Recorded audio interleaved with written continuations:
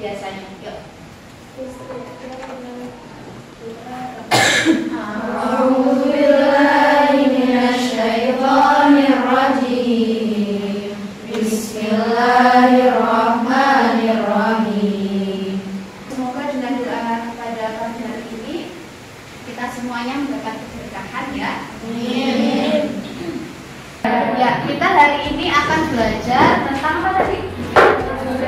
Iya, laju reaksi. Yang nanti hari ini di pertemuan ini kita akan membahas di faktor-faktor yang mempengaruhi laju reaksi seperti itu. Dari faktor-faktor yang mempengaruhi laju reaksi, ini ada gambar apa nih? Ada video apa nih?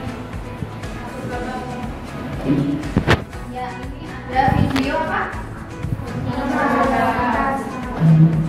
Ya, ini adalah video pembakaran kertas. Kalian tahu nggak, pembakaran kertas itu berarti dia termasuk termokimia yang dia itu eksoterm atau endoterm? Iya, eksoterm. Hari ini kita akan belajar tentang laju reaksi. Dari kalimat laju reaksi itu kalian tahu nggak laju itu apa berarti? Kecepatan, benar. Jadi kalau kecepatan itu berarti laju bisa dikatakan dengan kecepatan. Kalau reaksi berarti dia proses dari apa? Dari reaktan untuk membentuk produk. Kecepatannya itu bagaimana? Seperti itu. Jelaskan faktor-faktor yang mempengaruhi laju reaksi menggunakan teori tumbukan. Jadi nanti laju reaksi dari reaktan membentuk produk itu ada reaksi tengahnya namanya tumbukan. Nah, itu nanti yang kita pelajari hari ini seperti itu.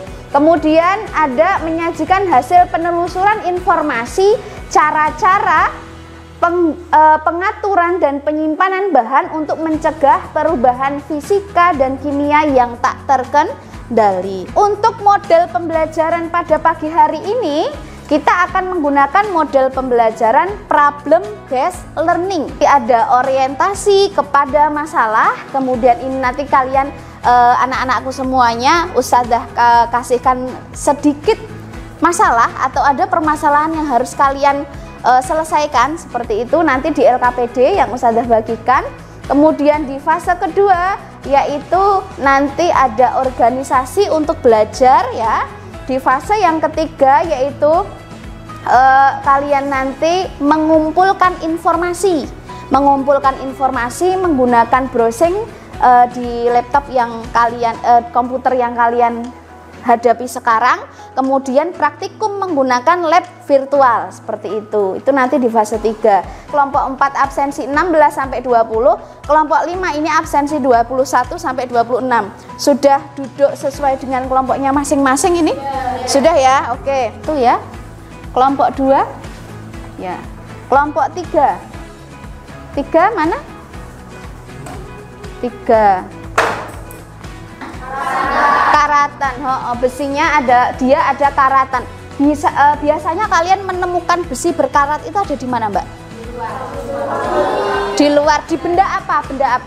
Jadi awalnya kan besi biasa, tidak ada karatnya. Habis itu terus dia berkarat, artinya berarti reaktannya dia besi. Sebelum bereaksi dengan udara, kemudian oksigen, air, nggak kena hujan. Lah kalau udah kena kayak gitu berarti dia akan membentuk korosi atau karat. Nah itu namanya laju reaksi perkaratan. Ini adalah fenomena di dalam kehidupan kita yang bisa kita amati ketika untuk proses korosi seperti itu.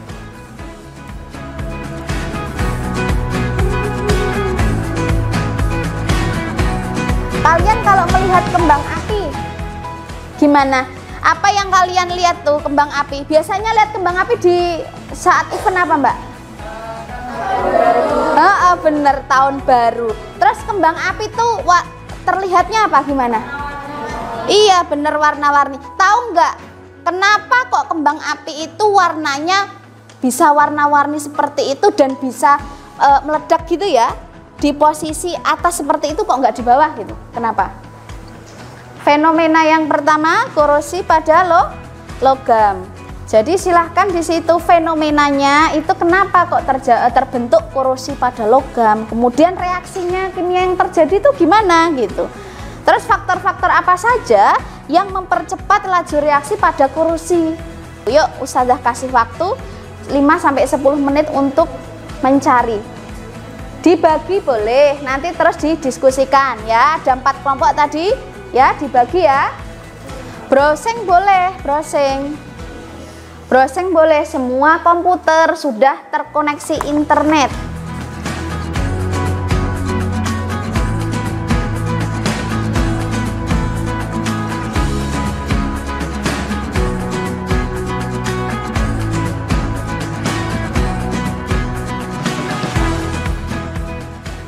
Korosi pada logam ya, kurang lebih ditimbulkan oleh air, terus oksigen, terus apalagi. Silahkan dicatat ketika kalian sudah mengetahui apa itu jawabannya, silahkan dicatat di LKPD. Kelompok 4 yang bingung angkat tangan. Ini kelompok 4 senyum-senyum aja. Bingung apa enggak? Hah? Paham ya? Bisa mengoperasikan? Oke. Ya, langsung menuju ke lab virtual. Sudah semuanya? Ke percobaan. Yuk, percobaan. Panah kanan bawah. Oke, panah kanan bawah diklik. Sudah? Nah, sekarang praktikum korosi. Yuk, di situ. Semuanya yang kalian masukkan di aktivitas itu dicatat di LKPD. Coba Mbak, mana Mbak? Coba Mbak. Bisa nggak? Bisa toh? Nah, ini udah. Iya, ini nanti berarti 1, 2, 3, 3,5 gitu. Dicatat semuanya ya. Nanti di akhir kalian menyimpulkan ketika kalian ada pH sekian, kemudian suhunya sekian, itu berarti dia lajunya semakin lambat atau cepat gitu. Jadi nanti kalian harusnya berarti idealnya nggak mungkin melakukan 1 kali percobaan, berarti minimal ya banyak kali ya, 3 atau 4 atau 5. Nah ini dia mati, meledaknya dia di posisi mana, tinggi atau rendah? Nah tinggi. Nah dicatat ya, dicatat di LKPD.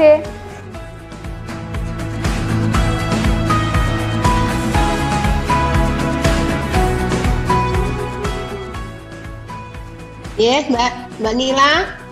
J. Oh, niki Jumatan nggih. Kemudian untuk pembentukan produk itu ada teori tumbukan ya. Untuk membentuk produk itu pasti akan melewati namanya teori tumbukan dan ada energi aktivasi. Nah, di situ digali juga informasinya. Di diskusi ini untuk menjawab semua pertanyaan dan semua yang diisi dalam LKPD.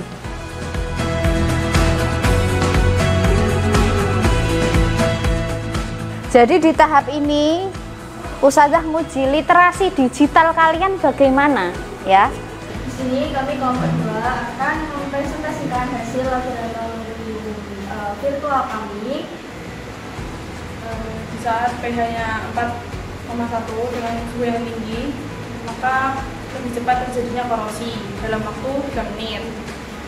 Saat 5,6 dengan suhu yang sedang, lebih lambat terjadinya korosi yaitu 6 menit. Sedangkan 6 dengan suhu yang rendah sangat lambat terjadinya korosi yaitu 7 menit. Yang menghasilkan warna-warna yang berbeda. Di warna kembang api yang kita udah coba di lab virtual itu ada laju reaksinya. Laju reaksinya itu disebabkan oleh faktor yang pertama ada luas permukaan. Luas permukaan itu yang tadi ada kadar mesiu sama bubuk mesiu. Dari situ itu dipengaruhi oleh suhu kan. Kalau mau membuat kembang api pertama dibakar dulu itu dari suhu. Yang mempercepat laju reaksi berarti tadi kalau di praktikum ada apa aja? Iya benar, ada luas permukaan, kemudian ada suhu. Jadi luas permukaannya tadi ada bubuk sama ada padatan. Yang bubuk tadi lebih cepat apa enggak dari hasilnya? Lebih pendek. Yang bubuk lebih pendek, artinya berarti reaksinya lebih cepat. Paham ya? Berarti semakin tinggi suhunya, ya toh? Semakin tinggi suhunya atau semakin panas ya. Semakin tinggi kan berarti suhunya semakin panas. Semakin tinggi suhunya berarti dia laju reaksinya juga semakin cepat, gitu ya. Kemudian semakin tinggi konsentrasinya berarti apa? Semakin cepat juga laju reaksinya gitu. Kemudian semakin besar luas permukaannya juga semakin cepat, atau ketika ditambah katalis juga akan semakin cepat seperti itu. Oke, beri aplaus lagi untuk kelompok 4. Hari ini dapat kita simpulkan bersama ya. Ada berapa macam dari faktor-faktor yang mempengaruhi laju reaksi? Iya, 4. Yang pertama apa? Suhu. Semakin besar suhu berarti semakin cepat laju reaksinya. Kemudian yang kedua apa?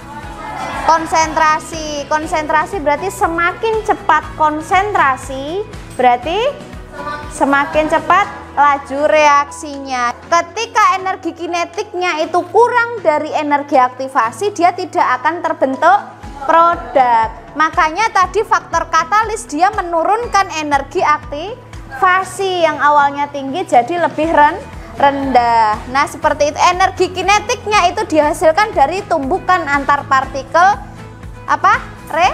Reaktan. Sambil-sambil. Ngatur nih Kak, nggih monggo. Nggih, Mantap mon nggih Prof. nggih, sami-sami nggih. Monggo nanti bisa dihentikan dulu nggak apa-apa, terserah dengan. Oh, mantap nggih. Matur nuwun Kak Danu. Nggih, saya live nih Bu. Matur suwun. Assalamualaikum. Waalaikumsalam.